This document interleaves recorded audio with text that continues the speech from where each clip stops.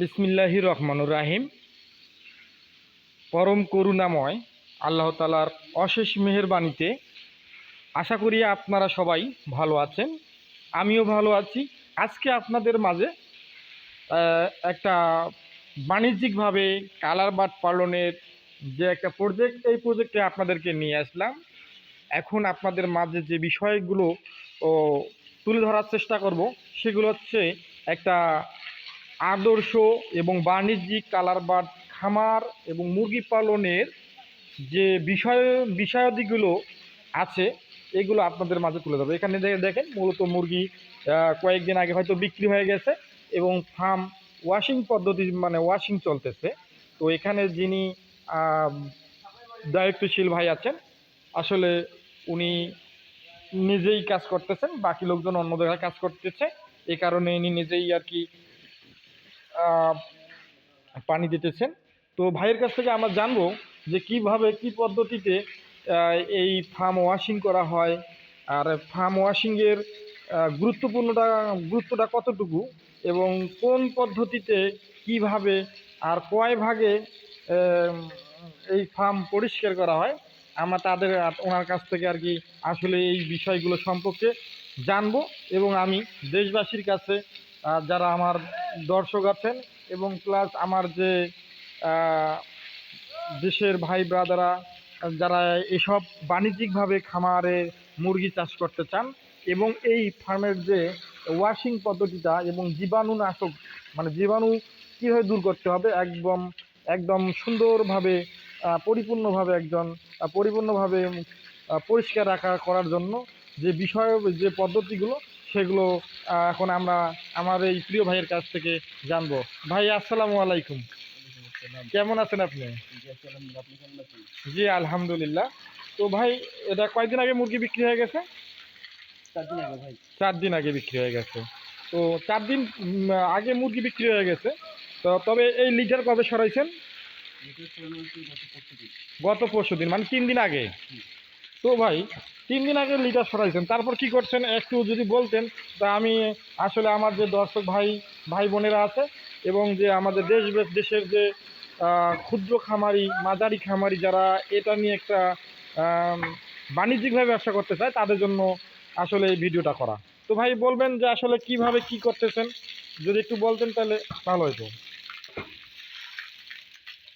আসলে ভাই, মুরগির ফ্লোক যখন উঠে যায় একটা ফ্লোক, অর্থাৎ মুরগি যখন বিক্রি হয়ে যায়, তখন পুরো সেট তো খালি হয়ে যায়। জি আবার জি নতুন করে তখন বাচ্চা তোলার প্রিপারেশন নেই, জি তখন পুরো ফার্মটা কিন্তু আবার রিক্লিন করতে হয়, জি জি জি পুনরায় পরিষ্কার করতে হয়। পরিষ্কার ছাড়া তো আর বাচ্চা ফার্মে ওঠানো যায় না। জি তো আমরা প্রথমে কী কাজ করি, প্রথমে মুরগি যখন ফ্লোকটা উঠে যায়, মুরগি যখন বিক্রি হয়ে যায়, জি আমাদের প্রত্যেকটা ছেলের ভিতরে যে লিটারগুলো থাকে, সেই জি লিটারগুলো আমরা ছেলেদের মাধ্যমে ওঠানোর ব্যবস্থা করি, জি বেলচার মাধ্যমে। জি বেলচার মাধ্যমে ওঠায় বস্তা বস্তা ভর্তি করি জি করে, তারপর অবশিষ্ট যে লিটারগুলো থাকে, সেই জি লিটারগুলো আমরা ড্রাই ওয়াশ করি, অর্থাৎ ঝাড়ু দিয়ে আমরা পরিষ্কার করি। জি জি পরিষ্কার করার পর আমরা পানি দিয়ে ফ্লোরটা ভিজিয়ে রাখি। জি ভিজাই রাখেন? জি, শুধু পানিতে ভিজাই রাখেন? পানিতে ভিজিয়ে রাখি। পানিতে ফ্লোরটা ভিজিয়ে রাখলে সুবিধা হয় কি, জি আমাদের ফ্লোরের যে শক্ত যে লিটারগুলো, জি জি জি লিটারগুলো সহজে নরম হয়ে যায়, আর সহজে আমাদের নরম হয়ে যায়, পরিষ্কার করতে সুবিধা হয়। বুঝতে পারছি। তারপর কি করেন ভাই? তারপরে আমরা এই যে হুড পাইপ দিয়ে আমরা সেটার প্রত্যেকটা কর্নারে কর্নারে মানে পানি দিয়ে পরিষ্কার করি। জি পরিষ্কার করার পর হ্যান্ড ব্রাশ আছে প্লাস্টিকের, জি হ্যান্ড ব্রাশ দিয়ে বা ঝাঁটা দিয়ে আমরা পুরো ফ্লোর পুরো সিটটা আমরা পানির মাধ্যমে ওয়াশিং করা হয়। জি জি যখন পানি দিয়ে যখন ক্লিন করা হয়, জি ময়লা অর্থাৎ লিটার যে পুরাতন লিটারগুলো থেকে অকেজো লিটারগুলো যখন পরিষ্কার হয়ে যায়, জি ফ্লোর যখন ক্লিন হয়ে যায়, ক্লিন হওয়ার পর আমরা পরের পর্যায়ে হুইল পাউডার দিয়ে আমরা ফ্লোরটা ভিজায় রাখি, জি 24 ঘন্টা ভিজায় রাখি।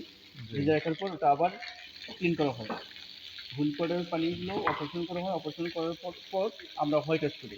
জি মুরগি পালনের অন্যতম উপায় হলো হোয়াইট ওয়াশ করা। জি জি কোনো ফার্মে যদি হোয়াইট ওয়াশ পদ্ধতি যদি অবলম্বন না করা হয়, জি সে ফার্মে কিন্তু মুরগি লালন পালন করা একেবারে অসম্ভব। তাই? জি।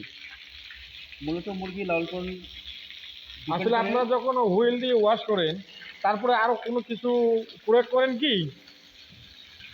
আর কোনো কিছু প্রয়োগ না। আমরা যখন হুইল দিয়ে ওয়াশ করি, জি আমরা হুইলটা ওয়াশ করি তখনই যখন জি ফ্লোরে বা ফার্মের ভিতরে সকল প্রকার ময়লা যখন পানি দিয়ে আমরা ওয়াশ করি, জি পরিষ্কার করি, পরিষ্কার করার পর যদি উচ্ছিষ্ট কোনো অংশ যদি থাকে, জি। তাহলে সেই উচ্ছিষ্ট অংশ বা জীবাণুগুলো যাতে সহজে মরে যায়, সেই জন্য আমরা ডিটারজেন্ট পাউডারটা ইউজ করি আমরা ফ্লোরে, ফার্মের ভিতরে। তো ধন্যবাদ প্রিয় ভাই, আপনার এই ফার্মের যে দিক নির্দেশনামূলক যে কথাবার্তা বলছেন। আশা করি আমার দর্শক যে ভাই বোনেরা আছেন, যারা ছোট বড় মিডিয়াম যে খামারিগণ আছেন, যারা করতে চান বা করতেছেন, আসলে এই খামারের যে ড্রাইং ওয়াশ বা খামার যে ওয়াশিং পদ্ধতি, এটা আসলে খুবই গুরুত্বপূর্ণ। প্রিয় ভাইয়ের কাছ থেকে আমরা জানতে পারলাম। আসলে এটা সবাই সুন্দরভাবে করার চেষ্টা করবেন, নতুবা আপনারা যদি কোনো কারণে ড্রাই ওয়াশ বা হচ্ছে আপনার ওয়াশিং ভালো না হয়, হয়তো ময়লা থাকার কারণে রোগ যেমন ছড়াইতে পারে এবং আপনার খামারে মুরগি পর্যাপ্ত বয়স না হওয়ার আগেই অসুস্থ হওয়ার সম্ভাবনা বেশি থাকবে এবং আপনারা ঝুঁকিপূর্ণ অবস্থায় থাকবেন।